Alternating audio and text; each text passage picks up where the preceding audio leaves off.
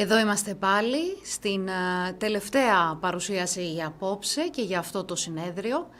Θα ταξιδέψουμε κάπως πιο μακριά από όσο ταξιδέψαμε αυτές τις 2 ημέρες. Θα μιλήσω στα αγγλικά για να καλωσορίσω τον επόμενό μας καλεσμένο. The developments in information technology have elevated dynamic pricing into an important tool for profit maximization across many industries. In this talk, we will discuss how to apply dynamic pricing to maximize short-term rental income. We have the honor to have with us Professor Jeziorski from Berkeley Haas School of Business of California University. Mr. Jeziorski, welcome to Athens.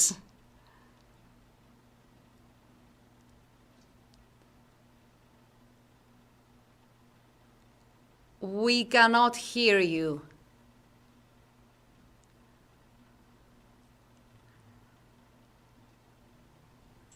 Okay, now you can hear me? Yes, we have you with us. Perfect. So, welcome. Thank you very much for the invitation to this amazing conference. And it's great to join Athens virtually from Berkeley, California. So, dynamic pricing is not as simple as it sounds, especially during times of crisis. Will you make it simple for us? Yes, I will try to give you some basics of how we do it, how we priced our listings, to show you how to make this problem simpler. Exactly. Okay, great. Perfect. So thank you for this introduction.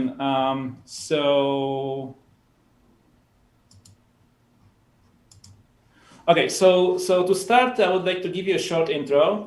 So I'm a co-founder of a company called Kibi. So Kibi is a marketplace for short-term rental services. So basically, if you have an Airbnb listing, we can take it over and manage it for you. Okay, so we offer listing management, pricing services. We integrate with Airbnb, VRBO, and Booking.com. And we also integrate with Stripe Connect, which is a payment provider system that gives you hassle-free service provision and payments. Okay, so we can do sort of different packages of services depending on your needs. So we can either do only online management or only do housekeeping or both. So we have a network of housekeepers that work with us through the mobile application. So imagine that you need a cleaning and now we need to find you a housekeeper. So they would open the mobile application, they would receive a job request, and if they can make it, they would say yes, and then it would be registered on their schedule. So once the job is completed, then the payment is transmitted automatically through our system. Okay, so this is kind of like taxi beat for cleaners, but on top of that, we have all the other services like pricing and listing management. So we are an official Airbnb partner. So we integrate directly with the official API to pull all the listing contents, messages, and calendars. And we offer two-way channel manager for Airbnb, VRBO, and Booking.com. So we've been operating for about 4 years, mostly started in California. We graduated from the Berkeley Skydeck Startup Incubator. And now we also operate in Greece. So we have a Greek co-founder.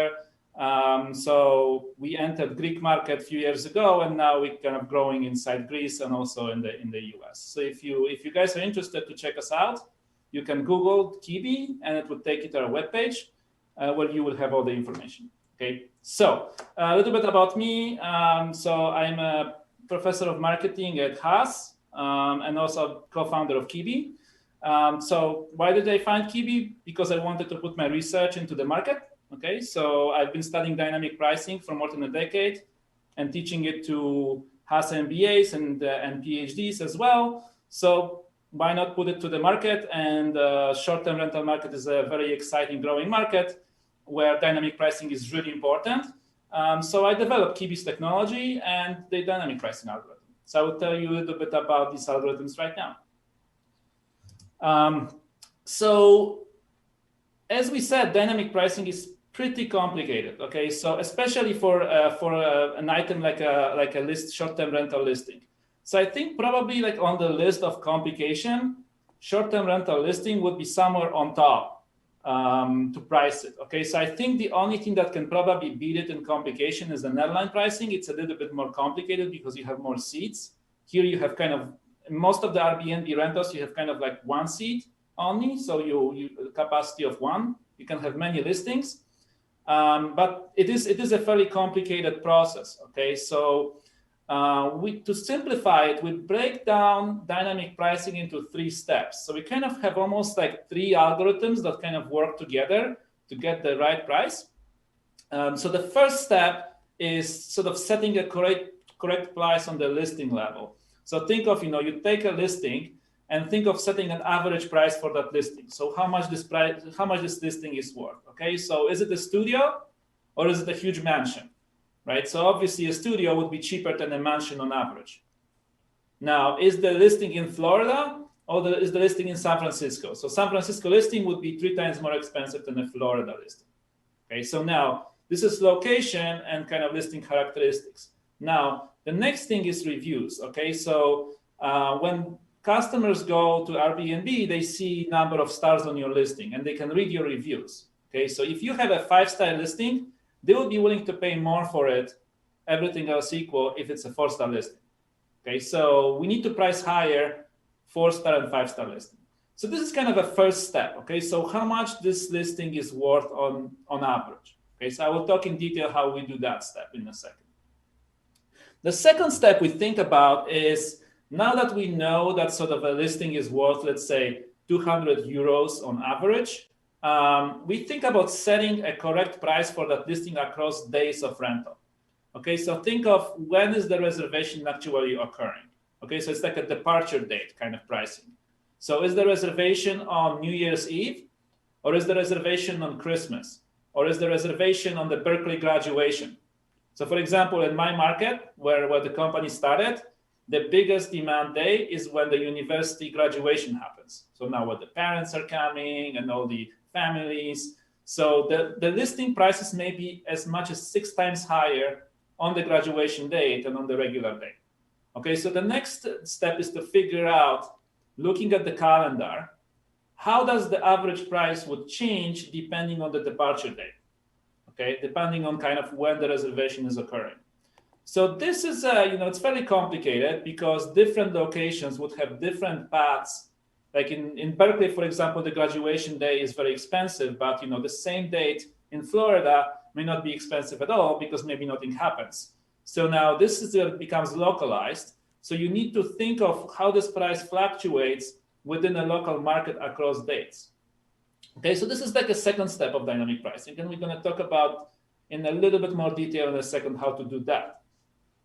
The third step, which is kind of the core of the dynamic pricing, that's where the dynamic algorithm comes in. Now that we know how to price the listing on average and how to vary that price for different dates, we need to vary it in the second dimension, which is time to the departure. Okay, so imagine pricing a Berkeley graduation date 100 days before it happens. Okay, now imagine pricing the same date 1 day before it occurs. Okay, so think of sort of getting closer and closer to when you depart, when you're supposed to check in, and now you need to vary that price as you go. Okay, so this is a third dimension of dynamic pricing. So now you can employ different strategies here. Okay, so a typical strategy employed in Airbnb market, for example, is something called price skimming, which I will talk about in a second. So price skimming is essentially kind of starting from a high price and dropping the price as you get closer. Okay, so this is very popular in Airbnb specifically, and I will tell you why in a second, but it's not always optimal. Okay, so sometimes you want your price to increase as you get closer. And that really depends on a couple of factors that we will discuss in a second. Okay, so now the second thing you need to decide is like how steep this price schedule will be, right? So you can set a very flat price, and you can set a very steep schedule. So again, sometimes a flatter schedule is optimal. Sometimes you want the schedule to be very steep. Okay. So the key question here you need to answer is what kind of consumers are arriving late? Okay. So this is what the algorithms, what the data is going to be used for. We're going to try to figure out who is arriving late. Are the business sort of class customers arriving late, like the big guys, or is that cheap people are arriving late because maybe they're hunting for deals, okay, like last minute deals. So it just really depends who is arriving late for whether the schedule goes steep or it goes flat. Okay, so these are the 3 steps. So now let's dive into these steps a little bit and see how we actually execute this. Okay, so obviously I have only half an hour, so I would not be able to show you all the algorithms that we do, but I will give you kind of an intuition how these algorithms work. Okay, so let's start with the problem number 1. Okay, so imagine you have this house, and there are houses that are similar to your houses. Okay, so the game is to kind of find houses that are similar to you. Okay, they may be similar across different dimensions. Okay, so they may have similar characteristics. So for example, you have a mansion. Well, the similar to your house is another mansion.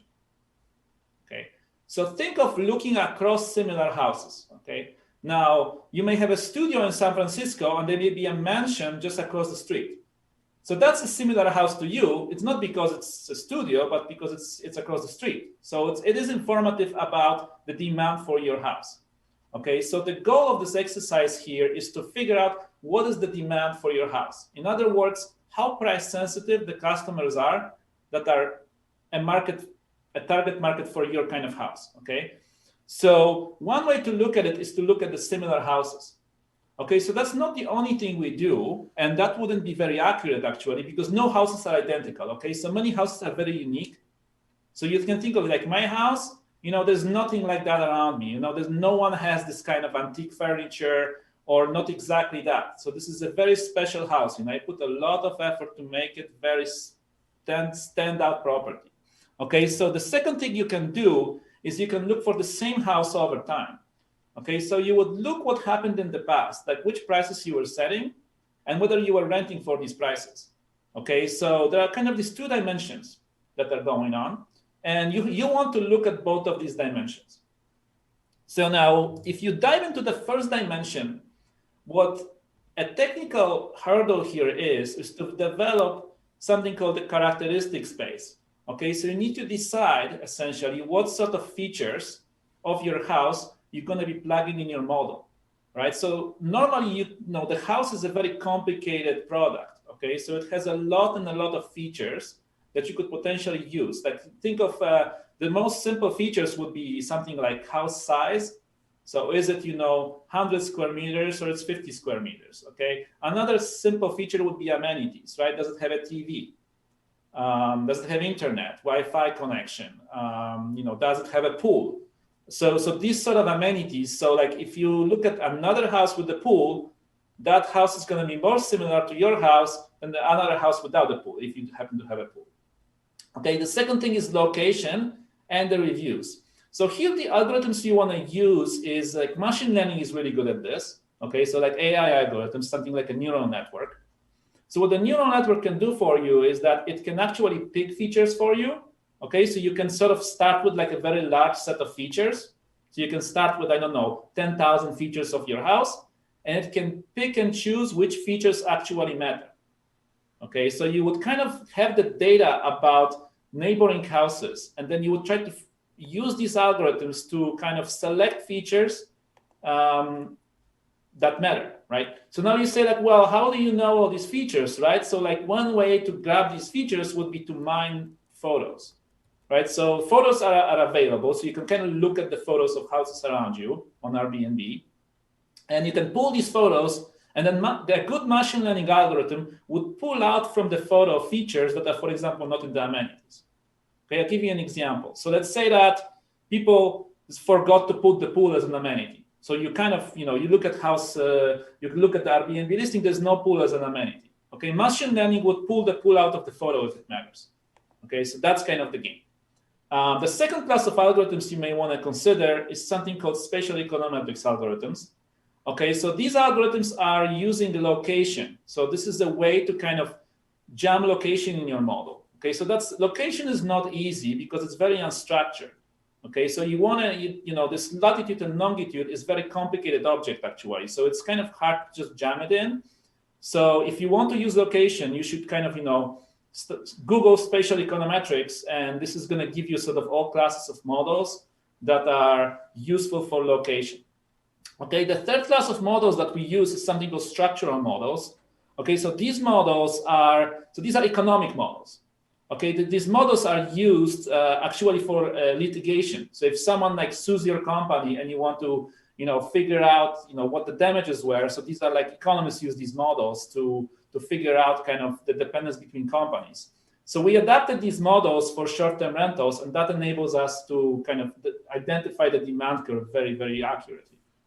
Okay, so this is how we deal with this. Now, so what's the end product of this analysis? It's going to be a downward sloping demand curve. I mean, hopefully it's downward sloping, right? So we want to ask a very simple question, kind of how sensitive are the consumers of your house? So are they very price sensitive or they're not price sensitive?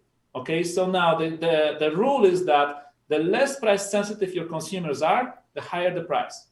Okay, so like an example of an insensitive consumer would be, for example, a cigarette smoker. Cigarette smokers are very price insensitive.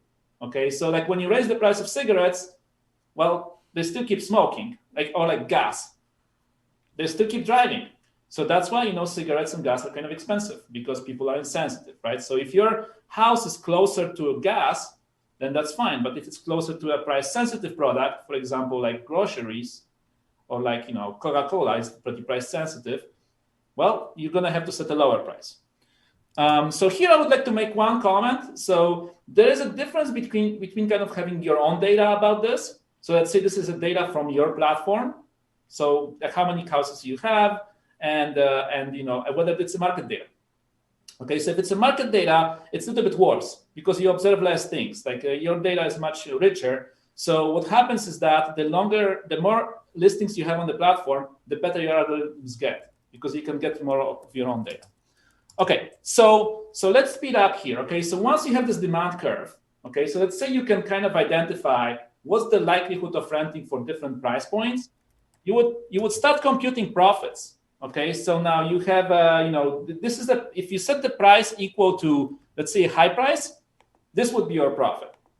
If you set a lower price, this box would be your profit. So now you want to choose a price where this box is the highest. Okay, so that's kind of the easiest step of this algorithm because once you have that curve, it's really easy to kind of travel it and just choose the right box. So that's the step one. Okay, step two is kind of pricing depending on the date. Right? So now once you have that curve for the house, so with step one, now you want to move it around. Okay, so you're going to be pushing it out if the demand is high. Okay, so that's going to raise your prices. Okay, so if, for example, on December 10th, the demand is high, you're going to push that curve upwards. Okay, now if on December 10th, the demand is low, you're going to push that curve down, which will lower your price. Okay, so that's kind of the second step of this. How do you find out how the curve is moving? Again, you would look at the demand of similar houses to you, how their sales are moving, and you would look at the historical data on your house. Okay, this is a little bit harder because you need to have at least 1 year of data, right? If this is yearly kind of exercise, you need to see what your demand was last year. Okay, so that's a little bit more difficult, but it's doable if let's say you're on the platform for more than 1 year. Okay, so that's step two. Looks easy, it's fairly difficult in practice. Okay, let's talk about step three, not to waste more time. That's what we're waiting for, dynamic pricing. So there are kind of three considerations in dynamic pricing that you want to look at. Okay, so number one consideration is something called intertemporal substitution. Okay, so the prices change because you have an option value of renting it tomorrow. Okay, so if I don't rent it today, well, not a big deal. I have there is also tomorrow. I can also rent it tomorrow, right? Like, let's say I'm renting January 1st. Didn't rent? Well, fine. There's 90 days left to January 1st. I can keep waiting. So if you have this kind of option value, what will happen is that you want to set the high price at the beginning because you have an option value of lowering it later. Okay, so the longer you have to the departure, the more chances you have to sell. So you would raise your price today because you have these chances to sell, right? So that's the simple economics. Okay, so there's this intertemporal substitution. Now, the second thing is that the different demand arrives over time. Okay, so different people would arrive tomorrow than today. So if very rich people arrive tomorrow, I want to kind of sell them and raise the price tomorrow. Okay, so think of like business class. Okay, so when do the business class people arrive? Do they arrive today, early on, or they arrive tomorrow, before the departure? Okay, so when do they arrive? The last one is price scheming. Okay, so price scheming is a little bit more complicated, because if you, let's say, set a price and you didn't rent, well, that's a signal that maybe you notice the demand is low. So you're kind of learning something by not selling. So imagine like, you know, an item in the store with a full of dust on it. No one wants to buy it for a long time. Well, let's say that this item is your, you know, January 2nd rental. At January 2nd, it's dusty there. You know, for 100 days, no one bought it. Well, you know, you should lower your prices. Because probably, you know, maybe January 2nd is just not a hot day and you thought it is. It's not. Okay, so you learned, lower the price. Okay, so these are kind of three different features, okay, and they are actually separate features in the algorithm, and you have to account for each of these separately for this to make sense. Okay, so just quickly, you know, how would you account for this intertemporal substitution? So there are three ways to do it, okay, and you want to merge all three. The most popular way is something called dynamic programming.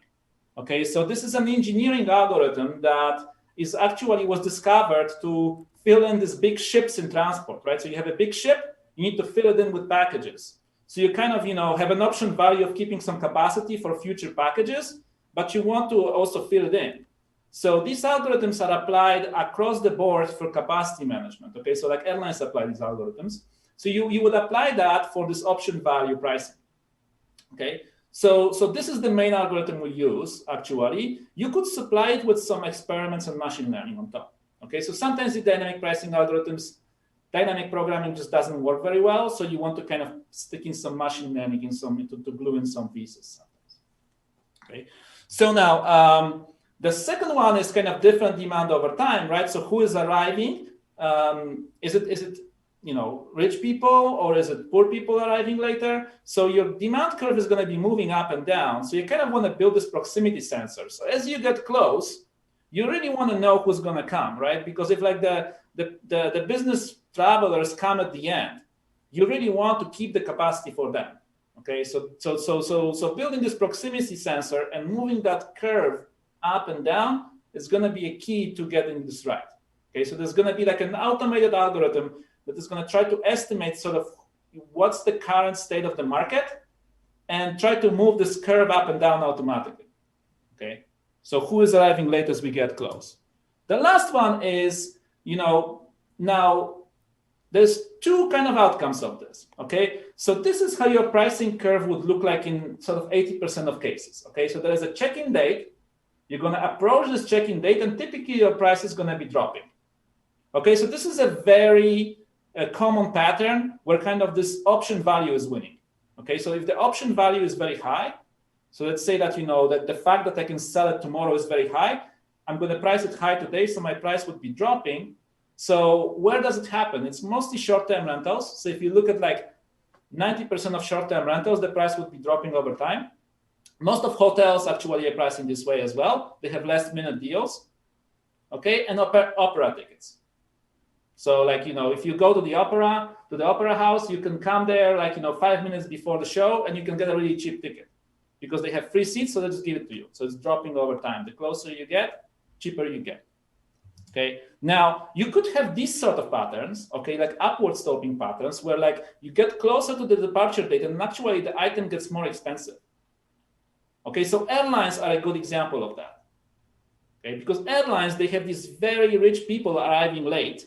Okay, like business travelers, they arrive very late because they don't know their schedule. So if they arrive very late and they're willing to pay a lot, the airline is going to raise their prices at the end. Okay. Now, high demand hotels. So imagine like a destination that demand is super high. Okay, like there's a concert, or there is like some sort of big conference. Okay, so if you don't book your seats early, if you don't book your room early, well, at the end it's going to be really expensive. Okay, just because there is a lot of people that arrive late. Okay, so it just really depends on your date. Like if it's like a high demand date where you expect the capacity to run out, the capacity in the market, well, your price would be increasing. And your algorithm has to detect that, because it's, at some point it's going to realize that, as you get closer, it seems like people get very price insensitive. So you don't have to be dropping your price. It's going to recommend to actually increase your prices. That's fairly rare, actually. In airlines, it's pretty common, but that's by design. But like in short-term rentals, that's pretty rare. Okay, but it happens. Like for Berkeley graduation, my price is going up. Like if I don't rent, then it's going to be really expensive one day before the graduation because I'm the only one left. All right, so I gave you a little bit of a primer on this, how we do it, and the key is to really split your pricing problem into smaller, easier problems. Okay, so I split it into these 3 problems. Without this, it would be just too complicated to kind of wrap your head around because there's too many things happening, okay? There are these different houses, there are different dates. Now you can get closer to the departure, further from the departure. So it just becomes unmanageable. It's like a big headache, okay? So you would split it into pieces and then solve the pieces, piece by piece, and then try to glue them together, okay? So that's how we do it. Now, you want to use the data across listing and within your own listing. So you want to learn from what happened in the past to the given listing. Okay, this is very important because this data is super valuable because as you have more data on the listing, you can stop relying on similarities across listing and you can get the real pricing data, right? Because then you have, if you have a lot of past behavior of customers in your listing, you learn a lot about yourself.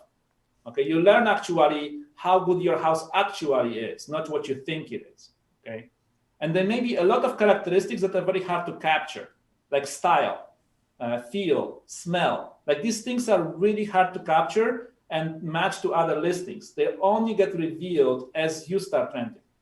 Okay, and they may be really important. Okay, so that's the second lesson. Well, the third lesson is, you need to kind of wait. When you develop these curves, like do you want to raise or lower your price as you get closer? You need to kind of think which incentive is more important. Is it price skimming to drop your price, or is it customer heterogeneity, like how price sensitive the late arrivals will be? Okay, so this is kind of number one consideration you need to have when you think of whether you increase your price or to drop your price. Okay, the next thing is, which we didn't talk about, and we do that as well in Kiwi, is bundle discounts. Okay, so you want to vary your price depending on how long the reservation is. Okay, so this is for many reasons, but one simple reason is that it kind of makes your calendar less choppy. Okay, so if you have, let's say, a 1-week reservation, you're sure that this week is all rented out. It's not going to be like a Swiss cheese. Monday is rented and Tuesday not and Wednesday is. So that's one reason to give a deal to someone, but there's many other reasons why you want to do bundle discounts. Okay, so we didn't talk about that. Very complicated as well. Our pricing algorithms has that. The last lesson is, the pricing is really hard because it's a very complicated product, and actually it really matters. Okay, so if you do the pricing well, you can beat competition. You can beat even better houses than yours. You don't always have the best house around. Okay, so maybe there are better houses. If they price badly, you can actually make more money than the competitor. Okay, and that's what may be, a deal breaker for your success, right? So I saw many hosts, for example, quitting the market. They say, Airbnb is not worth it. I would rather put it in the long-term market. Okay, I would look at sort of how they price. I'm like, no wonder you didn't make any money because you were charging too much. Okay, no one wanted to buy it from you. Or some people would charge too little, and they're like, oh yeah, I'm doing great. I'm all the time booked. I'm like, no, you're not doing great because you're charging too little. You could be, booked 80% of time and have a twice higher price. Okay, so that we would make much more money because, your price would be twice as high for almost booked. So this is a key actually to the success. And we saw when people onboarded on our platform and we really started doing the right thing, eventually we could drive their income to up to 50% higher if we, kind of apply these pricing principles. Okay, so the algorithm takes time to warm up, but once it warms up, it's sort of like, F1 car, and it starts bringing you a lot of money. Okay, so I hope you enjoyed this, it wasn't too technical, and, gave you a little bit of a primer how we do it. I tried to, give you some not only talk about the company, but try to give you actual, like, you know, a little bit of crash course on this. And, you know, now, you know, you can take this presentation, kind of Google these algorithms. So if you Google dynamic programming, for example, it would tell you what it is. And, you know, you could use that. It's not that difficult, that particular one. You could actually, like, you know, implement it in Python in your company. So, yeah, always happy to share the knowledge. And thank you very much for your attention. I hope I didn't go over. If you have any questions. Yes, thank you. Thank you, Professor. I keep that Kibi's pricing can deliver up to 50% more income. That's impressive. Yes, we had, you know, it depends how good are you currently, right? Because if you're really good, yeah, and you come to us, well, you know, be able to much better because you're already doing really well, you know. Okay. But we've seen people that they thought they're really good because they were rented all the time, and they were actually not great because they were just charging very, very little. That's why they were rented all the time. So, like, for example, the rental rates, like how what's the percentage of booked nights? This is a very bad measure of how well you're doing. Okay, it may be actually not very good. So you shouldn't be using your capacity and rental rates as a measure of success. Okay. You should be using your profits, essentially. So I have a question here. How should taxation affect the pricing policy, since the higher income, the heavier the taxation, as after a while you simply act as a tax collector? Yes, so there are two considerations here. Okay, so one is a property the STR taxes. Okay, so many places would have percentage taxes on your prices. Okay, so let's say, you know, you make $100, you have to give them 10%. Okay, so these taxes typically raise your price. So what happens is that you know, when they impose that tax, your price will go up. So your response is going to be to drop the price, actually. So the higher the taxes typically are, the lower the prices you have to charge, because, you know, what happens is that it's essentially your cost, right? So, like, if your cost is going up, then, you know, then you have to compensate that. Okay, so if we see, for example, in Berkeley, they raised taxes at some point, well, we had to drop the price a little bit because, you know, people were unwilling to pay that much. The second consideration is income taxes. Okay, so income taxes is a little bit more difficult. Okay, so at some point, what will happen is that your income is going to become much higher than your cost. Okay, so you would have incentive to drop your price as well. Okay, so that's kind of how it translates. I think, you know, the right response to taxation is price decrease, unfortunately, in most cases. So the overall price that the guest pays may be actually higher, but your price, what you get, is going to be lower. That's unfortunate. You know, like, you know, part of it is going to be paid by the homeowner and part of it is going to be paid by the guest. So yeah, I mean, taxes are bad. Yeah, taxes are bad, actually, everywhere in the world. Thank you so much for being here with us.